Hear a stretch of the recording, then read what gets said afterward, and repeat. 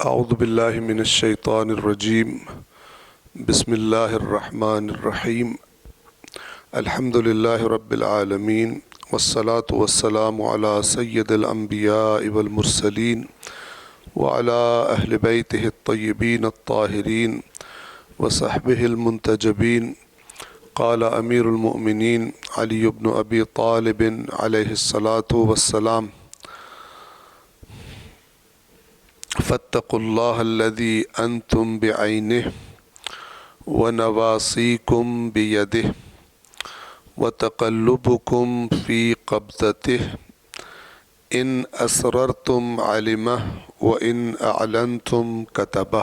صلوات پڑھیں محمد وآل محمد۔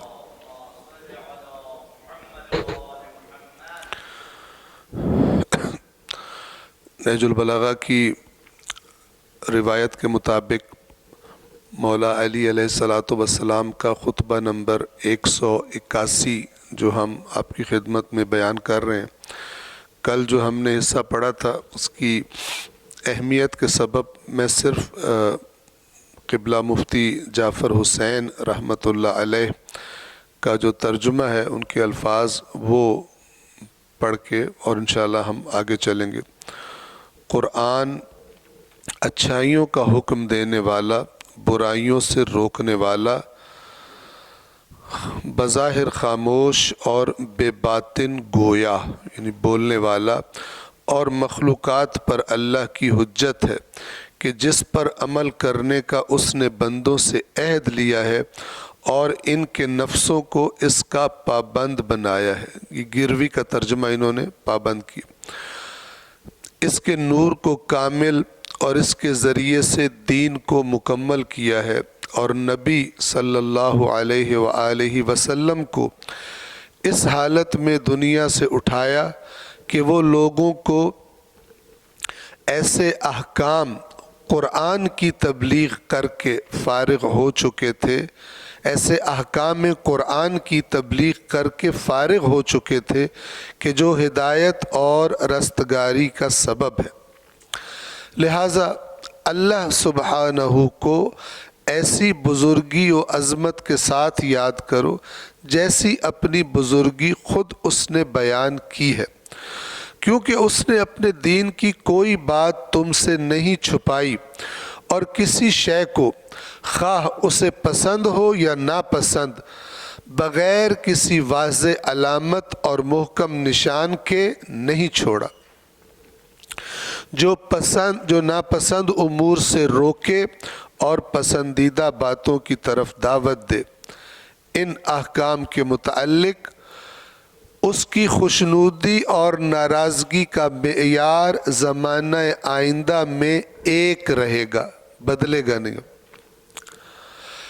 یاد رکھو کہ وہ تم سے کسی ایسی چیز پر رضامند نہ ہوگا کہ جس پر تمہارے اگلوں سے ناراض ہو چکا ہو، اور نہ کسی ایسی چیز پر غضبناک ہوگا کہ جس پر پہلے لوگوں سے خوش رہ چکا ہو۔ تو یہ وہ بنیادی بات ہے کہ جو ہمیں ذہن نشین کرنی چاہیے، اور پھر دیکھنا چاہیے قرآن میں پڑھ کر ان باتوں کی فہرست گویا بنانی چاہیے کہ جن پہ اللہ گزشتہ قوموں سے ناراض ہوا ہے، اور پھر دیکھنا چاہیے کہ وہی باتیں یا اسی طرح کے نظریات آج ہمارے اندر پائے جاتے ہیں یا نہیں پائے جاتے۔ اور انتہائی نادان ہے وہ شخص جو ایسی آیات پڑھ کر کہے یہ تو یہودیوں کے بارے میں ہے، یہ تو عیسائیوں کے بارے میں ہے، یہ تو کافروں کے بارے میں، ہمارے بارے میں نہیں ہے۔ جو بیچارہ یہ بات کرتا ہے اصل میں وہ خود بتا رہا ہوتا ہے کہ مجھے قرآن پڑھنے کا طریقہ بھی نہیں آتا کہ قرآن مجید کی آیات سے کیسے استفادہ کرنا ہے۔ یہ یہودیوں کو کہا ہے، ہمیں نہیں کہا، یہ مسیحیوں کو کہا ہے، نہ۔ مولا فرما رہے ہیں کہ جس بات پر وہ تم سے پہلوں سے ناراض ہوا ہے اس نے کیوں قرآن میں بتایا تمہیں؟ اس لیے کہ اب تک قیامت اس کی رضا اور ناراضگی وہی ہے جو اس نے قرآن میں بتائی ہے۔ جس بات پر وہ پچھلوں سے ناراض ہو چکا ہے हरगिज़ मत सोचना तुम करोगे तो राज़ी होगा। जन्नत में सिर्फ हम जाएंगे, हम जन्नत से वापस अगर जहन्नम चले भी गए वापस आ जाएंगे, हमारे अमाल ना भी हुए हम पाकों के सदके निकल जाएंगे, इन सारी बातों को अल्लाह ने कंडेम किया है। ये अकायद यहूद में पाए जाते थे। तो मौला ने बड़ी एक क्लियर फार्मूला दे दिया और कई फजूलियात की जड़ ही कट जाती है अगर मौला की ये बात कोई मान सुन ले तो। लेकिन वो मौला से कुरान का तरीका पढ़ने की जगह अपने नज़रियात हैं, और उसका नतीजा क्या है? वो यहूदियों वाली आयतें हम पे फिट ना करो, ईसाइयों वाली आयतें हम पे फिट ना करो।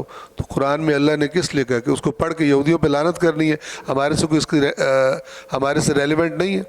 तो ये नादानी है, और ऐसी कई नादानियाँ सिर्फ इस वजह से हैं कि कुरान मजीद को वो मकाम हासिल ही नहीं है कि जो अल्लाह तबारक व तआला ने इसको मकाम दिया है। उसके बाद फिर मौला फरमाते हैं कि जब ये बात वाज़े हो गई कुरान मजीद के बारे में, मैंने तुम्हें ये सारा कुछ बता दिया कि अल्लाह के ने मेयार तय कर दिया, तो अब फिर क्या मुश्किल है? तुम्हें तो बस यही चाहिए कि तुम वाज़े निशानों पर चलते रहो। अब मैं इसको आगे बढ़ाऊँगा, जहाँ पर ज़रूरत महसूस हुई इंशाअल्लाह आपकी खिदमत में कुछ ना कुछ वजाहत भी कर दूँगा, और जहाँ बिल्कुल वाज़े है मैं आगे बढ़ रहा हूँ। तुम्हें तो बस यही चाहिए कि तुम वाज़ेह निशानों पर चलते रहो। अल्लाह ने जो अलामात लगाई, यहाँ से दाएं मुड़ना है, यहाँ स्पीड आहिस्ता कर लो, आगे ख़तरा है, मोड़ है, फलान है, उन अलामात पे चलो तुम। और तुमसे पहले लोगों ने जो कहा है उसे दोहराते रहो। यानी जो अल्लाह ने नेक लोगों की बातें बताई हो तुम भी वो करो। अच्छे लोग अपने निशान छोड़ गए हैं, अल्लाह ने कुरान में बता दिया है। अल्लाह के नबी की सीरत है, आइम्मा अहले बैत अलैहिमुस्सलातु वस्सलाम है। तो तुम्हारे लिए तो रास्ता वाज़े हो गया, चलते रहो। और वो तुम्हारी ज़रूरियात दुनिया का ज़िम्मा ले चुका है। दुनिया की टेंशन में हराम की तरफ मत चले जाना। तुमसे अल्लाह ने मेहनत तलब किया हलाल के दायरे में रहते हुए, तुम वो करो और टेंशन मत लो। अल्लाह ने जो तुम्हें देना है वो उसने तुम्हारे ज़िम्मे अपने ज़िम्मे लिया, रिज़्क़ तुम्हारा, उसकी वजह से हराम की तरफ मत चले जाना। और तुम्हें सिर्फ शुक्रगुज़ार रहने की तरगीब दी है। हमने अर्ज़ किया कि हकीकी शुक्रगुज़ारी नेमत का नेमत देने वाले की मर्ज़ी के मुताबिक इस्तेमाल है। असल शुक्र ये है, वरना मुँह से अल्हम्दुलिल्लाह और नेमत से बंदा जुआ खेलना शुरू हो जाए तो ये कोई शुक्र नहीं है, ये ज़बान से कहना काबिल कबूल नहीं है, जबकि उस नेमत को उसकी नाफरमानी में इस्तेमाल किया जा रहा। और तुम पर वाजिब किया है कि अपनी ज़ुबानों से उसका ज़िक्र करते रहो। ए ईमान वालो, कसरत से अल्लाह का ज़िक्र करो। फ़ज़्कुरूनी अज़्कुरकुम, बस तुम मुझे याद रखो तो मैं तुम्हें याद रखूँगा। और तुम्हें तकवा और परहेजगारी की हिदायत की है, और इसको यानी अल्लाह ने तुम्हें एक वसीयत की, तुम तकवा पैदा करो और इसे अपनी रज़ा और खुशनुदी की हद आखिर करार दिया। इन्न अकरमकुम इंदल्लाहि अत्काकुम, जितना तुम्हारा तकवा ज़्यादा है उतना अल्लाह के यहाँ तुम्हारा मकाम और एहतराम ज़्यादा। अल्लाह ने अपना फार्मूला बता दिया।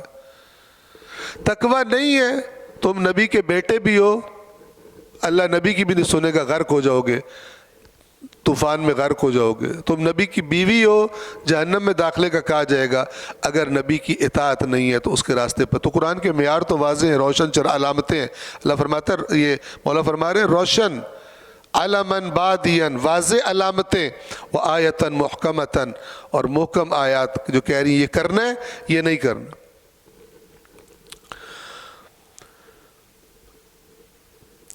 उसने तुम्हें तकवा की वसीयत की है और तकवा को अपनी खुशनुदी की हद आखिर बताया।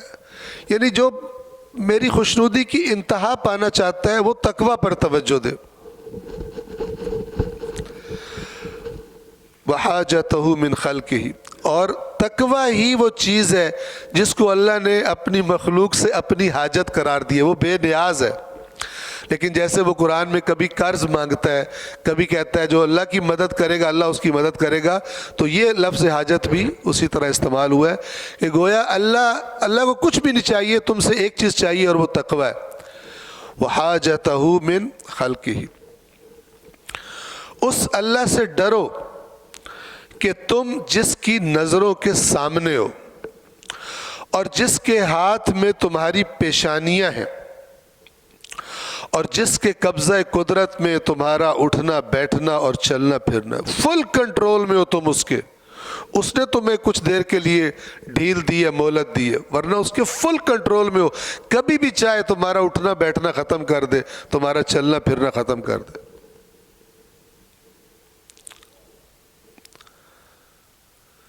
ابھی یہاں پہ آنے سے پہلے میں کانوں کے ڈاکٹر کے پاس تھا، تو کان میں صفائی کی تو چکر آ رہے تھے، پورا کمرہ ہی گھوم رہا تھا۔ بندہ اتنا کمزور ہوتا ہے، ابھی تک اس کے آثار ہیں مثلا جو انہوں نے کیا ہے۔ تو تمہارا یہ یہاں پہ خطبے کا لفظ ہے وَتَقَلُّبُكُمْ فِي قَبْضَتِهِ، تقلب اوپر نیچے ہونا، چلنا پھرنا، آنا جانا، یہ سارے معنی اس کے۔ قرآن فرماتا ہے لا يغرنك تقلب الذین کفروا فی البلاد، اے رسول ہرگز آپ کو دھوکے میں نہ ڈال دے ان لوگوں کا، کافروں کا شہروں میں آنا جانا، ان کے شان و شوکت، ان کی 20 گاڑیاں اور گارڈ اور فلان، ان کی آپ کو وہ نہ کر دیں۔ آج کے زمانے میں اس کا میں تصور پیش کر رہا ہوں، یہ آپ کو ہرگز غافل نہ کر دے۔ متاع قلیل ثم مأواہم جہنم وبئس المہاد، یہ تھوڑے دیر کے مزے ہیں اور اس کے بعد کیونکہ اللہ کا قانون نہیں مانتے، اللہ کے نافرمان ہیں، مأواہم جہنم، ٹھکانہ جہنم ہے، وبئس المہاد، اور وہ برا گہوارہ ہے، بری رہنے کی جگہ ہے۔ اور جس کے قبضہ قدرت میں تمہارا اٹھنا بیٹھنا اور چلنا پھرنا ہے۔ اب یہ مولا علی کی آپ سنیں خطبہ جو یہ، اور وہ نہج البلاغہ پوری بھری پڑی ہے، یہ باتیں کرنے کے بعد پھر مولا علی کہہ رہے ہیں کہ تم صرف نعرہ مارو تو میں تمہاری قبر میں آ کے تمہیں نکال کے لے جاؤں گا۔ یہ فراڈ ہے، یہ مولا علی کے نام پہ بہتان ہے۔ باتیں سنیں ان کی، ان کا کلام سنیں بجائے یہ کہ مجھ سے بعد میں سنیں۔ میں کون سے گھڑ کے لے کر آیا ہوں نکتے نعرے لگوانے کے لیے؟ پہلے نہج البلاغہ میں تو دیکھ لیں مولا علی کی شخصیت کیا ہے۔ اگر تم کوئی بات چھپاؤ، مخفی رکھو گے تو وہ اسے جان لے گا، چھپا ہی نہیں سکتے تم، خبردار کر رہے ہیں مولا۔ اور اگر ظاہر کرو تو لکھ لے گا، نوٹ کر رہا ہے دونوں صورتوں میں، چاہے ظاہر کرو، قرآن فرماتا ہے اولا یعلمون ان اللہ یعلم ما یسرون وما یعلنون، ان کو پتہ نہیں ہے کہ جو یہ چھپاتے ہیں اللہ وہ بھی جانتا ہے، جو یہ اعلانیہ کرتے ہیں اللہ وہ بھی جانتا ہے، اس سے تو فرق نہیں ہے۔ یہ چھپانا ظاہر ہونا ہمارے لیے، اللہ کے لیے چھپا ہوا ہے ہی کچھ نہیں، وہ ہماری نسبت سے کہتا ہے جو تم چھپاتے ہو، پر اللہ سے چھپ ہی کچھ نہیں سکتا۔ چھپاؤ گے تو وہ جان لے گا، ظاہر کرو گے تو لکھ لے گا۔ وہ کیسے؟ اس نے تم پر نگہبانی کرنے والے مکرم فرشتے مقرر کر رکھے ہیں، اور وہ کتنے الرٹ ہیں، کتنے زبردست ہیں، کتنے امانت دار ہیں۔ مولا فرماتے ہیں وہ کسی حق کو نظر انداز نہیں کرتے، یعنی تم کچھ کرو گے ان سے مس ہو جائے لکھنے میں، بے فکر ہو جاؤ، وہ مس نہیں کرتے، وہ سب لکھ رہے ہیں۔ اور تم نے کوئی چیز نہ کی ہو تو وہ لکھتے بھی نہیں ہیں، ایسا نہیں ہے کہ وہ غلط تمہارے کھاتے میں کچھ لکھ دیں، پاکستانی پولیس کی طرح اور نیب کی طرح، اور ڈال دو سارے اس پر ہی جو نہیں بھی کیے ہوئے اس نے، ٹھیک ہے نا، جیسے بھی پچھلے مہینوں میں ہوتا رہا ہے۔ اللہ کے کرام کاتبین جو ہیں وہ ایسے نہیں ہیں۔ جو کرو گے مت سوچو، دنیا میں کوئی نہ دیکھے، وہ لکھ لیں گے، سیف ہے، محفوظ ہے تمہارا ریکارڈ۔ اور جو اگر تم نے کام نہیں کیا غلط، کبھی تمہارے کھاتے میں نہیں لکھا جائے گا، تم پہ کیس نہیں بنے گا اس کا۔ اور یاد رکھو، یہ یاد رکھو، مفتی صاحب ترجمہ کرتے ہیں وَعْلَمُوا کا، وَعْلَمُوا کا اصل معنی کیا ہے؟ اور جان لو، جان لو، یہ ترجمہ کرتے ہیں مفہوم سے، یاد رکھو۔ یاد رکھو کہ جو اللہ سے ڈرے گا، یہاں پہ مولا نے قرآن کی آیت کی تلاوت کی ہے، مَن يَتَّقِ اللَّهَ يَجْعَلْ لَهُ مَخْرَجًا، جو بھی تقوی اختیار کرے گا اللہ اس مشکل سے نکلنے کا راستہ اس کے لیے پیدا کرے گا۔ یہ بہت امپورٹنٹ بات ہے۔ شرط کیا ہے؟ ہماری آزمائش کس سے؟ تقوی سے۔ اب میرے سامنے ایک مسئلہ آ گیا، میرے پاس پیسے کم ہیں اور زیادہ پیسے میرے پاس آ سکتے ہیں لیکن آئیں گے حرام سے، تو شیطان بندے کو یہ کہتا ہے کہ اب تیرے پاس چارہ ہی نہیں ہے، اللہ بڑا غفور الرحیم ہے، بعد میں عمرہ کر لینا، زیارت کر آنا، معاف کرا لینا، لیکن تو آرام کر لے، یہ شیطان کہتا ہے۔ لیکن اللہ کی طرف سے کیا ہے کہ وہ تو دیکھ رہے کہ تم تقویٰ کتنا رکھتے ہو، جب تمہاری آزمائش جو اس نے کرنی ہے اس کا ٹائم پورا ہو جائے گا، وہ تمہارے لیے راستہ بنا دے گا، حلال سے بنا دے گا راستہ، اس نے تمہاری آزمائش کرنی ہے، تو تم اس کو ذہن میں رکھو۔ تو یہ مولا فرما رہے ہیں کہ جو اللہ سے ڈرے گا وہ اس کے لیے فتنوں سے نکلنے کی راہ نکال دے گا اور اندھیروں سے اجالے میں لے آئے گا۔ اور پھر کیا کرے گا؟ جس کو نکالے گا اس کی دل خواہ نعمتوں میں اسے ہمیشہ رکھے گا، یعنی پھر فائنل رزلٹ یہ ہے۔ لیکن اگر تقوی اختیار نہیں کرو گے، ہو سکتا ہے حرام کے ذریعے عارضی طور پر اپنی چیز حاصل کر لو، لیکن اینڈ اچھا نہیں ہے۔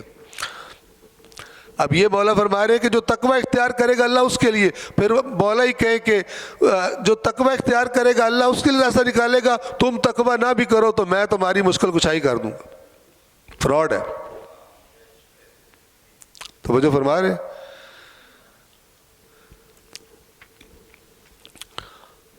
اور اسے اپنے پاس ایسے گھر میں کہ جسے اس نے اپنے لیے منتخب کیا ہے عزت اور بزرگی کی منزل میں لا اتارے گا۔ اپنے لیے منتخب کیا یعنی اپنے اعمال اور اپنے تقوی کے ذریعے سے اللہ اسے وہاں پر پہنچائے گا۔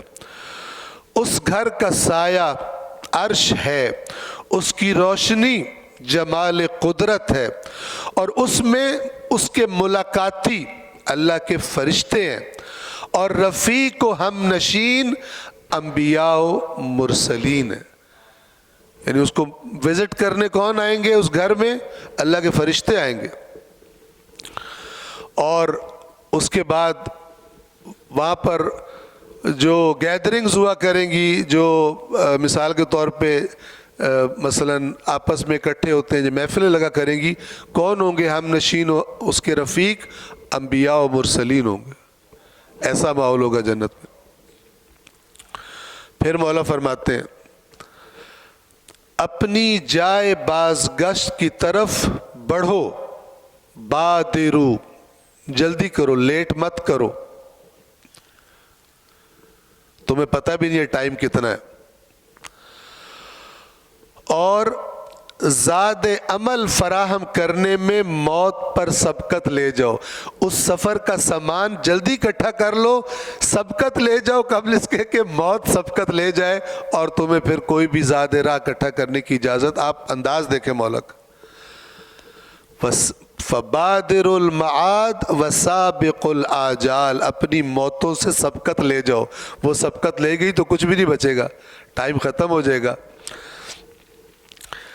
کیونکہ پھر فرماتے ریزن بتاتے ہیں، سبب، اس لیے کہ وہ وقت قریب ہے کہ جب لوگوں کی امیدیں ٹوٹ جائیں، موت ان پر چھا جائے اور توبہ کا دروازہ ان کے لیے بند ہو جائے۔ قریب ہے بالکل۔ ابھی تو تم، یہ بہت توجہ سے سنیں، بہت ہی زبردست تعبیر ہے، بلیغ، ابھی تو تم اس دور میں ہو، یعنی تم زندہ ہو، دنیا میں رہ رہے ہو، ابھی تو تم اس دور میں ہو کہ جس کی طرف پلٹنے کی تم سے قبل گزر جانے والے لوگ تمنا کرتے ہیں، قبروں میں تمنا کر رہے ہیں یا اللہ ایک دفعہ نکال دے باہر۔ تم تو ابھی ہو وہاں پر، تو میں تمہیں بتا رہا ہوں جو مر گئے ہیں وہ اللہ سے کہہ رہے ہیں یا اللہ ایک دفعہ جانے دے، ہم اب بڑی اچھی پرفارمنس دیں گے، لیکن انہیں کوئی نہیں آنے دے گا، ایک ہی دفعہ چانس ہے۔ تو تم تو ابھی وہاں ہو جہاں پر آنے کی وہ تمنا کر رہے ہیں، تو جب تم ہو وہاں پر تو پھر یہ اچھے کام جو کرنے ضروری ہیں وہ کر لو۔ تم اس دار دنیا میں کہ جو تمہارے رہنے کا گھر نہیں ہے، یہ گھر ہے ہی نہیں، یہاں پہ مستقل پتہ بھی مستقل پتہ نہیں ہے، وہ بھی عارضی پتہ ہے۔ شناختی کارڈ پہ لکھا ہوتا ہے نا عارضی پتہ اور مستقل پتہ، وہ مستقل بھی دھوکہ ہی ہے، وہ بھی عارضی ہے، یہاں پہ کچھ مستقل نہیں ہے۔ مولا فرما رہے تم اس دار دنیا میں کہ جو تمہارے رہنے کا گھر نہیں ہے، مسافر اور راہ نورد ہو، جس کا کام سفر ہے۔ اس سے تمہیں کوچ کرنے کی خبر دی جا چکی ہے. سالار نے اناؤنس بھی کر دیا ہے کہ کسی وقت بھی تم ریڈی رہو, ٹھیک ہے نا. فوراً تمہیں چلنا پڑے گا. کوئی اس کے بعد تمہیں نہیں کہے گا چلو بیگ میں کپڑے ڈال لو تو فلان کر لو تو یہ کر لو, سامان اٹھا لو. جب کوچ کا آرڈر دے گا کوئی مہلت نہیں دے گا. اس نے کہا ہر وقت ہی ریڈی رہو. اس سے تمہیں کوچ کرنے کی خبر دی جا چکی ہے اور اس میں رہتے ہوئے تمہیں زاد کے مہیا کرنے کا حکم دے دیا گیا. زادرہ, یہ زاد کا لفظ جو ہے قرآن میں استعمال ہوا ہے, اور کیا استعمال ہوا ہے؟ چند جگہوں پہ استعمال ہوا ہے. ایک جگہ حج کا معاملہ ہے. فرمایا کہ حج کا سفر جس پر حج فرض ہو جائے اور حج پہ جانے کا ارادہ کر لے تو وہ کیا کرے؟ وَتَزَوَّدُوا, اور یہ تزودو یعنی زاد راہ فراہم کر لو. سامان جو سفر میں ضروری ہوتا ہے اس کا بندوبست کر لو, ساتھ لے لو. اور پھر خود ہی فرماتا ہے فَإِنَّ خَيْرَ الزَّادِ التَّقْوَى, اس سفر کا سب سے بہترین زاد راہ کیا ہے؟ تقوی ہے. نہ ڈالر ہے, نہ درہم ہے, نہ ریال ہے. اس سفر کا بہترین زاد راہ تقوی ہے. تو مولا فرما رہے ہیں کہ یہاں پر اس میں رہتے ہوئے تمہیں ذات کے مہیا کرنے کا حکم دیا گیا.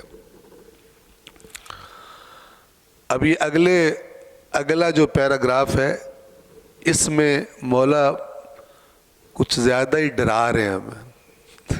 اس خطبے کی روایت کے مطابق بہت ہی محسوس ہونے والے طریقے سے کیا فرماتے ہیں؟ فرماتے ہیں وَاعْلَمُوا أَنَّهُ لَيْسَ لِهَذَا الْجِلْدِ الرَّقِيقِ صَبْرٌ عَلَى النَّارِ. اس بات کو جان لو کہ یہ جو تمہاری نرم رقیق جلد ہے, آگے سے میں اضافہ کر رہا ہوں, جس پہ تم طرح طرح کی امپورٹڈ کریمیں اپلائی کرتے ہو تاکہ زبردست نظر آئے, اس میں آگ کو برداشت کرنے کی طاقت نہیں ہے. یہ مولا فرما رہے ہیں اس تمہاری رقیق جلد میں آگ کی جلن برداشت کرنے پر اس میں صبر نہیں ہے, یہ اس کو ریزسٹ نہیں کر سکتی. فرحموا نفوسکم, پس اپنے نفسوں پہ رحم کھاؤ. آپ یقین کریں یہاں پہ مولا کو دعوت دی ہوتی نا تقریر کی, یہ والی تقریر کرتے لوگوں نے اٹھ کے کہنا تھا یہ تو ڈرا کے سانو مار ہی چھڑے, کوئی سانو جنت دا پیکج ہی نہیں دیتا. نہج البلاغہ ساری ایسی ہے, تبھی تو پڑھتا کوئی نہیں, چونکہ مفت لڈو پیڑے کھانے کی عادت پڑ گئی. آپ سوچیں نا اتنا علی علی علی علی, نہج البلاغہ کوئی نہیں پڑھتا. کیوں بھلا؟ دل ہی نہیں کرتا, آرزوؤں میں جی رہے ہیں. قرآن کیوں نہیں پڑھتے؟ کیوں شوق نہیں ہے؟ مفت لڈو پیڑے نہیں بٹے ہوئے وہاں پر, پیسٹریاں مفت میں پڑی ہو, جاؤ جنت میں گھس جاؤ اور کھا لو, نہیں ہے, دل ہی نہیں کرتا. انہی باتوں سے جوڑ لیے جنت جو سنی ہوئی ہیں, جو معتبر ترین اور اوتھینٹک ترین قرآن کا ٹیکسٹ ہے اس کا پتہ نہیں اس میں کیا لکھا ہوا. اور پھر زنجیریں کیا باندھی ہیں سو کالڈ علمی مبانی, یہ یہودیوں کے لیے, ہمارے لیے ہے ہی نہیں. تم بڑے اللہ کے فیوریٹ ہو, یہودی بھی یہی کہتے تھے ہم اللہ کے فیوریٹ ہیں. تو اللہ نے کہا تم فیوریٹ ہو تو تم پہ کیوں لعنت کی, تم پہ کیوں عذاب آیا. اور آج اگر قرآن آتا تو کہہ رہا ہوتا تم اگر اللہ کے فیوریٹ ہو تو کیوں دنیا میں ذلیل ہو رہے ہو, امریکہ اسرائیل ان یورپ والوں کے ہاتھوں بھیک مانگتے ہو وہاں پہ جا کر, حالانکہ تمہارے تویز بھی تمہارے پاس بہت ہیں, تمہارے پاس چلے بھی بہت ہیں, تو کیوں جا کے بھیک مانگتے ہو, ان میں کیوں نہیں برکت تمہارے. اللہ آج قرآن آتا تو کہہ رہا ہوتا. لیکن اب قرآن کسی اور کتاب نے نہیں آنا, انہی آیات میں عبرت ہے, انہی کے آئینے میں بندہ دیکھ سکتا ہے آج اللہ ہم سے کیا کہہ رہا ہے. 2 ارب مسلمان اسرائیل نے کیا بدماشی کی ہوئی ہے وہاں پر, صحیح طرح سے مل کے بیانیہ بھی نہیں دے سکتے. یہ پاکستان کے اندر رہنے والے مسلمان اکٹھے ہو کے یہ مختلف مسالک والے ایک ریلی بھی نہیں نکال سکتے. اتنی پستی ہے, اتنی فرقہ واریت کی پستی میں عذاب میں مبتلا ہیں کہ اکٹھے ہو کے ایک اسرائیل کو ایک متحد پیغام نہیں دے سکتے. باقی قدم اٹھانا تو آپ چھوڑ دیں نا, وہ تو دیوانے کا خواب ہے. اس لیے اللہ نے قرآن میں کہا فرقہ واریت عذاب ہے میرا جو میں مسلط کرتا ہوں, اور ہم پہ کر دیا ہوا ہے. ایک صلوات پڑھے محمد و آل محمد پر۔ یاد رکھو کہ اس نرم و نازک حال میں آتش جہنم کے برداشت کرنے کی طاقت نہیں ہے، تو پھر اپنی جانوں پر رحم کھاؤ، کیونکہ اب توجہ سے سنیں، کیونکہ تم نے کو دنیا کی مصیبتوں میں آزما کر دیکھ لیا ہے، کتنی برداشت ہے تمہارے میں۔ اب مثالیں دیتے ہیں، تم اپنے آپ کو آزما چکے ہو کہ دنیا میں جب کوئی تھوڑا پرابلم ہوتا ہے کتنی ایک طاقت ہوتی ہے برداشت کرنے کی، کیونکہ تم نے ان کو یعنی اپنی جانوں کو دنیا کی مصیبتوں میں آزما کر دیکھ لیا ہے۔ کیا تم نے اپنے میں سے کسی کو دیکھا ہے کہ وہ جسم میں کانٹا لگنے سے یا ایسی ٹھوکر کھانے سے کہ جو اس کا خون نکال دے یا ایسی گرم ریت سے کہ جو اسے جلا دے کس طرح بے چین ہو کے چیختا ہے؟ دیکھا ہے تم نے؟ کانٹا لگتا ہے تو اوئی ایسے کرتا ہے، کانٹا چھپ گیا جی۔ تو جہنم کا کیا کرو گے؟ تو کانٹا برداشت تم نے آزما کے اپنے آپ کو دیکھا ہوا ہے کہ دنیا کی مصیبتوں میں کتنی ایک برداشت ہے تمہارے اندر۔ پین کلر لیتے ہو، وہاں پہ پین کلر بھی کوئی نہیں ہونا، پین کلر بھی کوئی نہیں ہونا۔ کیا تم نے اپنے میں سے کسی کو دیکھا ہے کہ جو جسم میں کانٹا لگنے سے یا ایسی ٹھوکر کھانے سے کہ جو اسے لہو لہان کر دے یا ایسی گرم ریت کی تپش سے کہ جو اسے جلا دے کس طرح بے چین ہو کر چیختا ہے؟ ذرا سوچو تو اس وقت کیا حالت ہوگی کہ جب وہ جہنم کے دو آتشی تووں کے درمیان دیکھتے ہوئے پتھروں کا پہلو نشین اور شیطان کا ساتھی ہوگا۔ جو کانٹا نہیں برداشت کر سکتا وہ آگ کے وہ جلتے ہوئے دو مثلا ستونوں کے درمیان کیا کرے گا؟ وہ کیسے برداشت کرے گا؟ اتنی کلیئر پکچر بتا رہے۔ کیا تمہیں خبر ہے کہ جب مالک کون ہے؟ جہنم کا جیلر ہے۔ قرآن میں آیت ہے سورہ زخرف میں، وقالو، اور وہ جہنمی کہیں گے یا مالکو، اے مالک، لیقض علینا ربک، تیرا رب ہمیں مار ڈالے، اپنے رب سے کہے ہمیں ختم کر دے، ہمارے لیے ہم سے برداشت نہیں ہوتا۔ قال انکم ماکثون، وہ جواب میں کہے گا تمہیں رہنا ہے یہاں پر، مرنا نہیں ہے تمہیں۔ کیوں؟ لقد جئناکم بالحق، ہم تمہارے پاس حق لے کر آئے تھے دنیا میں، ولیکن اکثرکم للحق کارہون، لیکن تم میں سے اکثر حق ان کو پسند ہی نہیں آتا تھا۔ ابھی مرو نہیں، ابھی یہیں پر ہی تم کو رہنا ہے۔ تمہیں پتہ ہے یہ مولا ڈرا رہے ہیں، فل ہائی پوٹینسی ڈوز دے رہے ہیں، جہنم کی تصویر پوری سامنے رکھ رہے ہیں، اللہ تعالیٰ پناہ دے ہمیں۔ کیا تمہیں خبر ہے کہ جب مالک آگ پر غضبناک ہوگا تو وہ اس کے غصے سے بھڑک کر آپس میں ٹکرانے لگے گی اور اس کے اجزاء ایک دوسرے کو توڑنے پھوڑنے لگیں گے، اور جب اسے جھڑکے گا تو اس کی جھڑکیوں سے تل ملا کر دوزخ کے دروازوں میں اچھلنے لگے گی۔ یعنی اس کے بھڑکنے کا ایک انداز جیسے غصے میں ہے، غضبناک ہے، توڑ پھوڑ کرے گی، تو اس کو کہاں سے برداشت کرو گے؟ ایھا الیفن الکبیر، اے بڈھے جس کی عمر زیادہ ہو گئی ہے، ٹھیک ہے نا، بوڑھا ہو چکا ہے، کہ جس پر بڑھاپا چھایا ہوا ہے، اس وقت تیری کیا حالت ہوگی جب آگ کا توق گردن کی ہڈیوں میں پیوست ہو جائیں گے، آگ کے توق گردن کی ہڈیوں میں پیوست ہو جائیں گے اور ہاتھوں میں ہتھکڑیاں گڑ جائیں گی، یہاں تک کہ وہ کلائیوں کا گوشت کھا لیں گی۔ اے خدا کے بندو، اب جب کہ تم بیماریوں میں مبتلا ہونے اور تنگی و ضیق میں پڑنے سے پہلے صحت و فراخی کے عالم میں صحیح و سالم ہو، اللہ کا خوف کھا لو۔ بیمار ہو جاؤ، بستر پہ لگ جاؤ، پھر تو وقت پیری گرگ ظالم می شود پرہیزگار۔ بھیڑیا بھی جب بڈھا ہو جاتا ہے اور اسے پتہ ہوتا ہے کہ اب میری باری آئی ہے، ان کو بھوک لگے گی میرے گلے والوں کو، تو سب سے کمزور کو دیکھیں گے، اگر اور کچھ نہیں ملے گا تو اسے چیر پھاڑ دیں گے، تو پھر وہ پرہیزگار ہو جاتا ہے، پھر نیکی کی تلقین شروع کر دیتا ہے۔ جیسے کئی لوگ ساری عمر میں اللہ کی نافرمانی کر کے اینڈ میں چکر دینے کے اس میں ہوتے ہیں، نیک بن جاتے ہیں بڑے۔ تو توجہ کریں، مولا فرما رہے ہیں کہ جب تک یہ صحت صحیح و سالم ہو، جب تک تمہارے پاس مہلت ہے، اللہ سے ڈر جاؤ، نہ کہ اچانک مہلت تمام ہو جائے۔ اور اپنی گردنوں کو قبل اس کے کہ وہ اس طرح گروی ہو جائیں کہ انہیں چھڑائے نہ جا، ابھی بھی گروی ہیں، کل نفس بما کسبت رہینہ، یا اسی میں نے اسی خطبے میں ورتہن علیہ انفسہم، اس قرآن پہ اللہ نے ان کی نفسوں کو، ان کے جانوں کو گروی رکھ دی، عمل کرو گے تو نکلو گے۔ تو ایسا نہ ہو کہ وہ ٹائم آ جائے کہ اب گروی جو ہے چھڑوانے کا ٹائم ہی ختم ہو جائے، چھڑوا ہی نہ سکو، چھڑوا لو۔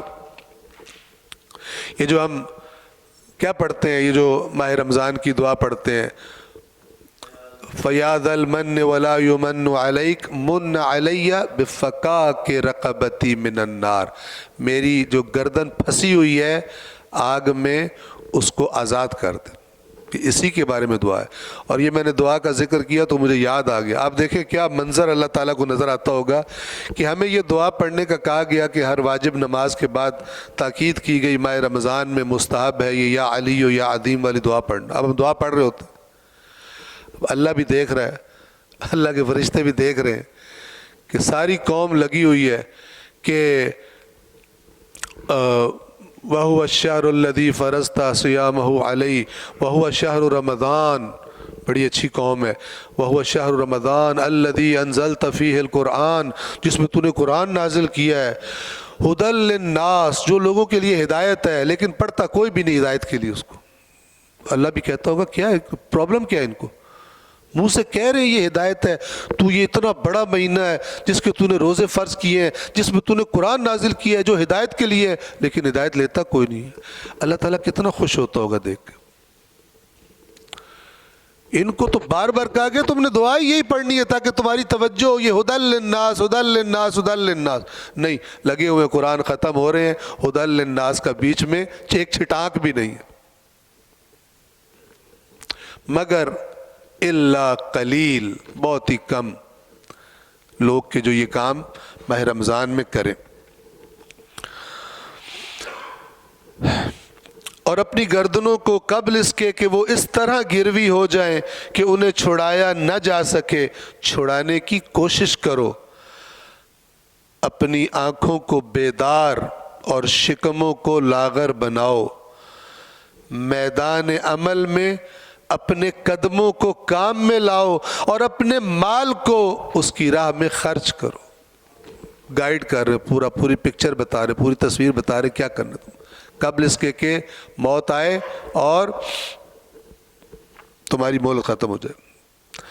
اپنے جسموں کو اپنے نفسوں پر نثار کر دو، یا نفس سے کیا مراد ہے، روح پر، یعنی جسم کے آرام آسائش کی وجہ سے تم خرابیاں کرتے ہو، تو جسم کے آرام و آسائش کو اپنی جان کے، اپنی روح کے آرام و آسائش پہ، جس نے آگے یا جنت میں جانا ہے یا جہنم میں جانا ہے، اسے سیکریفائس کرو۔ یعنی جہاں پر آرام، اللہ نے کہا ہے حلال لذتیں ہیں ان سے لذت حاصل کرو، رہبانیت نہیں ہے اسلام میں، لیکن جہاں پر ٹکراؤ ہو جائے روح اور بدن کا، روح اور جسم کا، یا دوسرے لفظوں میں دین اور دنیا کا، یا دوسرے لفظوں میں آخرت اور دنیا کا، جہاں پہ ٹکراؤ ہو جائے وہاں پہ جسم کو نثار کرو، روح کو نثار نہیں کرو، اللہ کی نافرمانی نہیں کرو، یہ سودا ہے، اس طرح سے نہ کرو۔ اور اپنے جسموں کو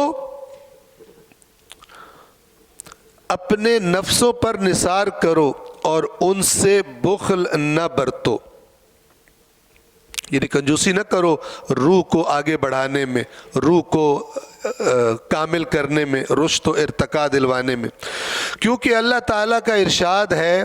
اب یہ پچھلی جتنی باتیں کی ہیں نا کہ کوشش کرو مال کو خدا کی راہ میں خرچ کرو، اپنے بدن کو تکلیف میں ڈال لو تاکہ تمہاری اگلی تکلیف سے تمہیں نجات مل جائے، کیونکہ اللہ تعالیٰ کا ارشاد ہے کہ اگر تم خدا کی مدد کرو گے تو وہ تمہاری مدد کرے گا اور تمہیں ثابت قدم رکھے گا۔ ان تنصر اللہ ینصرکم ویثبت اقدامکم، اللہ نے ڈیمانڈ کی ہے میں کب مدد کروں گا؟ جب پہلے تم کرو گے، تم کرو ہی کچھ نہ، صرف دعاؤں پہ ہی زور رکھو تو پھر نہیں ہوگا۔ جیسے کہ اسرائیل کے بارے میں کچھ نہیں ہو رہا، سارے دعائیں مانگ رہے ہیں، دعاؤں سے ہونا نہیں ہے جب تک دعا کسی عملی سٹیپ کے ساتھ اٹیچ نہ ہو، نہیں ہو سکتا۔ ہم آپ کو بار بار وہ روایت سناتے رہتے ہیں، مولا ہی سے منقول ہے وہ حدیث کہ مولا فرماتے ہیں بغیر عمل کیے محنت کیے دعا مانگنے والا بغیر کمان کے تیر چلانے والے کی طرح، جو اللہ نے صلاحیت دی ہے وہ بھی استعمال نہیں کرتا، کہتا ہے وہ بھی اللہ ہی کرے سارا، تو اس کی دعا اللہ نہیں سنتا۔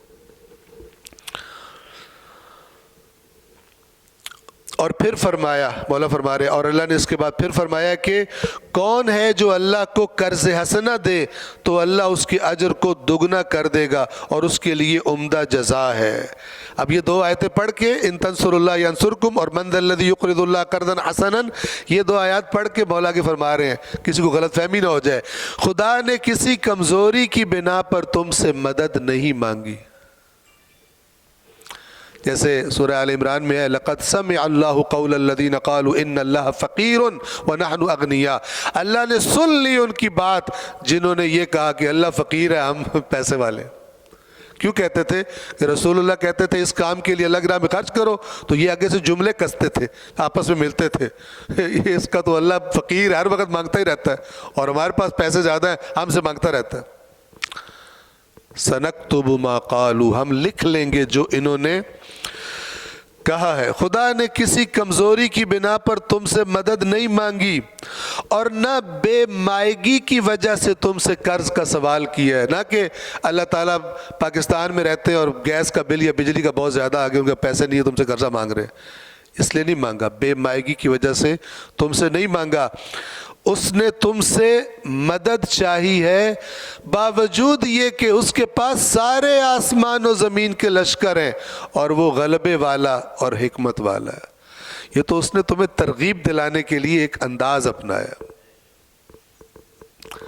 کہ میں اسے ایسے کنسیڈر کروں گا جیسے کسی نے مجھے قرض دیا، میں ایسے کنسیڈر کروں گا کہ جیسے کسی نے میری ہیلپ کی ہے، جو میرے مثلا دین پر عمل کرے، دین کی ترویج کے لیے کوئی محنت کرے، کوشش کرے، میں سمجھوں گا میری ہیلپ کی ہے۔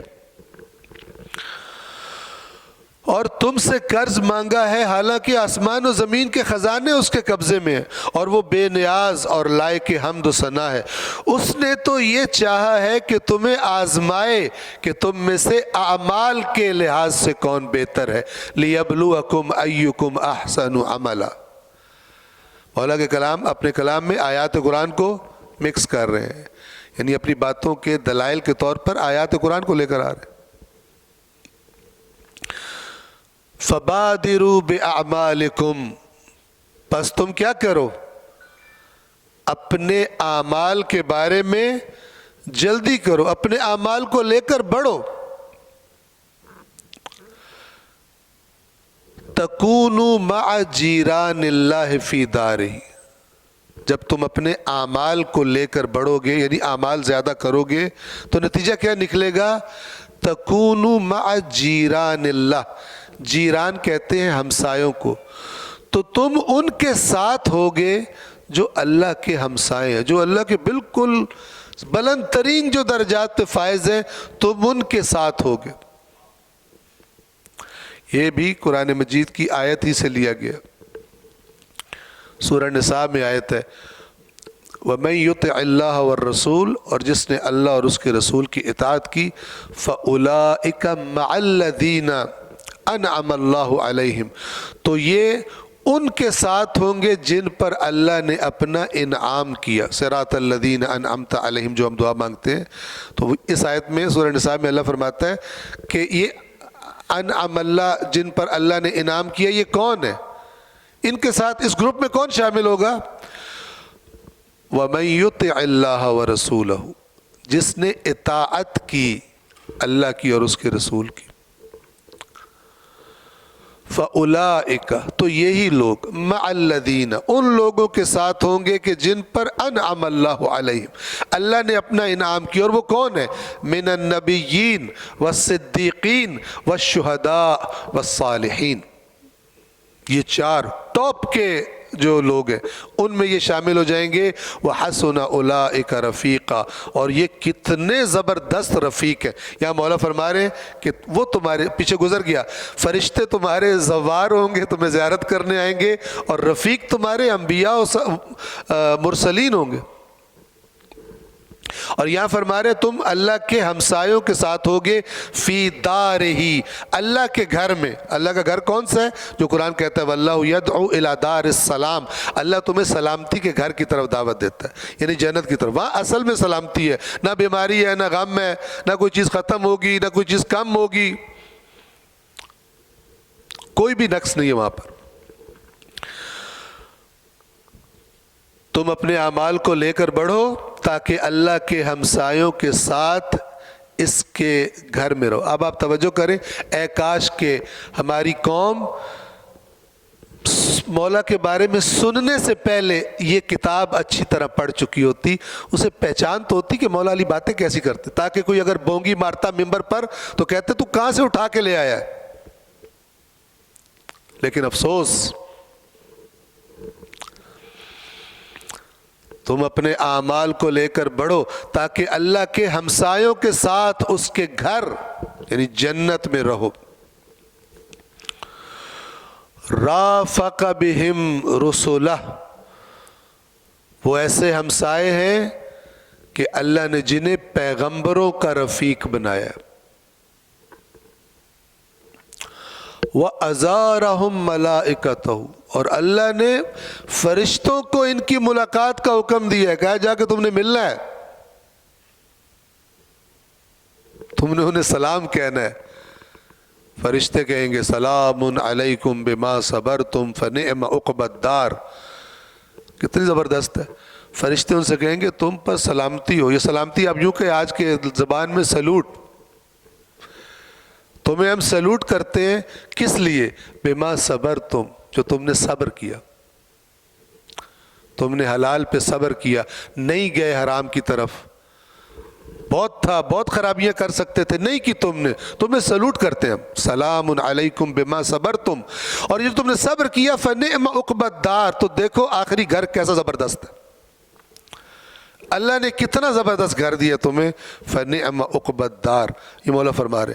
ویسے ہمسائے ہیں کہ اللہ نے جنہیں پیغمبروں کا رفیق بنایا ہے اور فرشتوں کو ان کی ملاقات کا حکم دیا ہے اور ان کے کانوں کو ہمیشہ کے لیے محفوظ کر دیا ہے آگ کی بھنک بھی. وہ جو ادھر دھاڑے مار رہی ہوگی جہنم میں اور اس کی ہولناک آواز ہوگی، اللہ نے ان کے کانوں کو محفوظ کر دیا ہے، وہ اس کی آواز تک نہیں سنیں گے، بھنک تک نہیں سنیں گے کہ ان کو کوئی پریشانی ہو، کوئی ٹینشن ہو کہ یہ کیا ہو رہا ہے. اور ان کے جسموں کو بچا لیا ہے جنت میں کہ وہ رنج اور تھکان سے دوچار نہ ہو. لغوباً ونصباً وسان اجسادہم، سانا سون یعنی بچا لینا، محفوظ کر دینا، سیکیور کر دینا. ان تلقا لغوباً ونصباً، نہ تھکان ہوتی ہے نہ کوئی رنج ہوتا ہے. یعنی وہ کیفیت جنت میں طاری نہیں ہوگی کہ بندہ تھک گیا ہے اب میرا کوئی کام کرنے کا موڈ نہیں ہے، میں اب ایسے نہیں ہوگا. ان کو ایسے جسم عطا کرے گا جو ان کمزوریوں سے پاک ہوں گے، فریش ہوں گے، تازے ہوں گے. مثلا جو اگر کسی چیز کو چکھنے سے آج دنیا میں لذت آتی ہے تو زبان میں ایک صلاحیت ہے ذائقہ چکھنے کی. کبھی کوئی بندہ بیمار ہو تو وہ صلاحیت ذرا ڈم ہوئی ہوتی ہے، کم ہوئی ہوتی ہے، بندے کو کھاتا ہے وہی غذا زبان پہ رکھتا ہے لیکن اس کو مزہ نہیں آتا. لیکن جب صحت مند ہو تو انجوائے کرتا ہے اس کو. تو جو دنیا میں ایک صحت مند زبان کو ذائقہ چکھنے کی صلاحیت دی گئی ہے، قیامت میں جو اللہ عطا کرے گا وہ اس سے کئی گنا زیادہ اور زیادہ انجوائے کرے گا. سمجھ رہے ہیں؟ یعنی طاقت بڑھ جائے گی.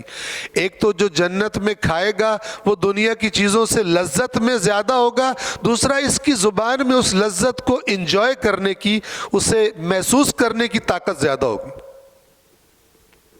اور یہ کیفیت کم بھی نہیں ہوگی کہ بندہ بور ہو جائے کہ یار نہیں بس اب اس سے دل چڑھ گیا.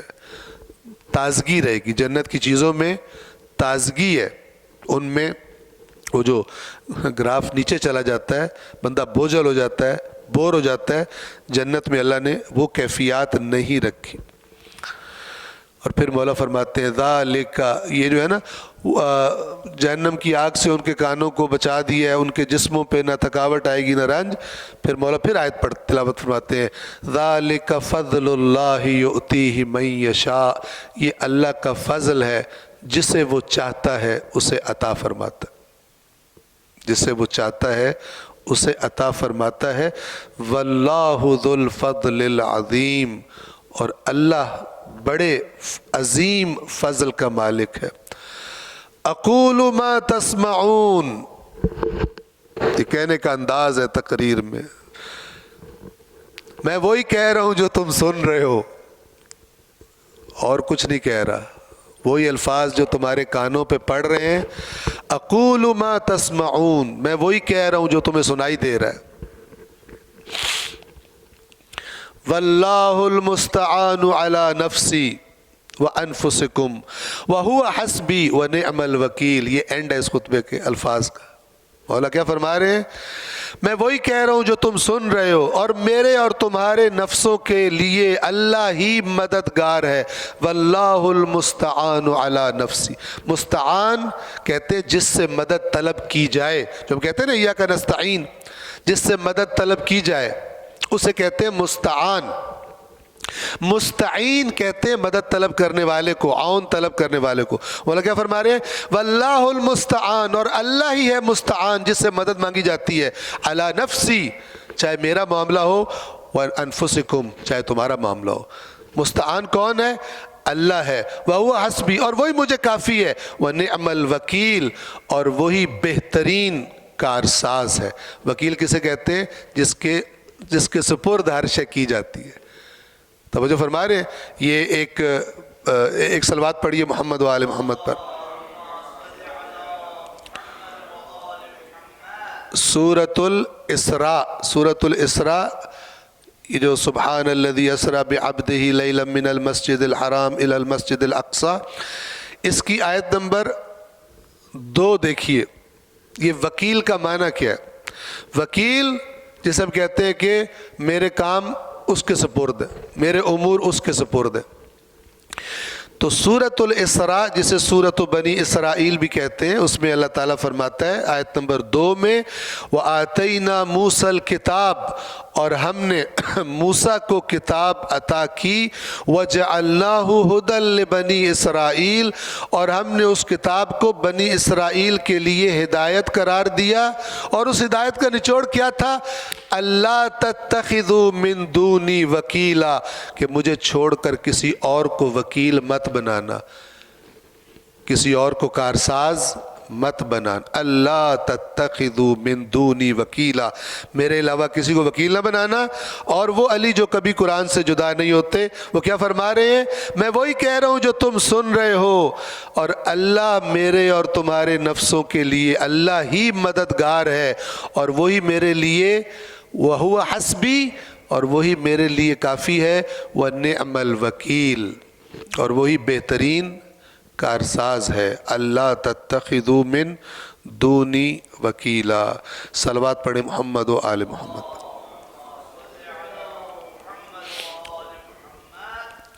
تو بہرحال اللہ تعالیٰ کے فضل و کرم سے یہ ہم نے موجود ٹائم میں نہج البلاغہ کا خطبہ نمبر 181 الحمدللہ اسے مکمل کر لیا، اور